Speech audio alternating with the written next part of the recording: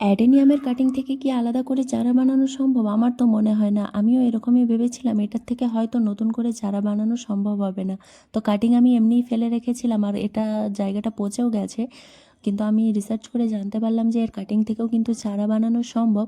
তো সেই মতোই কাটিংটাকে আমি স্মুথলি কেটে নেব, দিয়ে ফাঙ্গিসাইড দিয়ে এটা রেখে দেবো। এটা একটা ডাবল প্যাটালসের মেরুন কালারের, আর একটা আছে সিঙ্গেল প্যাটালসের পিঙ্ক কালারের। তো এর দুটোকে আমি ফাঙ্গিসাইড দিয়ে রেখে দেবো। 2-3 দিন পরে এটাকে আমি বালিতে বসিয়ে দেবো এটা চারা বানানোর জন্য। আর আমার কাছে এই পুনে ভ্যারাইটির পিঙ্ক কালারের যে বোগেনভেলিয়াটা আছে, এটা নতুন নতুন ব্রাঞ্চেস দিয়েছে। তো এটাকে আমি কেটে দেবো ভালো করে ছোট করে, তো যাতে আমি শীতকালে আরও বেশি ঝাঁকড়া গাছ পাই এবং আরও বেশি বেশি করে ফুল পেতে পারি। তো এটাকে আমি এইভাবে কাটিং করে দিই। এর মধ্যে একটু খাবারও দিয়ে দেবো। আর একটা দেশি ভ্যারাইটির রয়েছে, তো এটাও পিঙ্ক কালারেরই। এটার মধ্যে অনেক ব্রাঞ্চেস এসেছে, কিন্তু এটা যথেষ্ট নয়, আরও ব্রাঞ্চেস লাগবে আরও ফুল পাওয়ার জন্য। তো এটাকেও আমি কাটিং করে রেখে দেবো।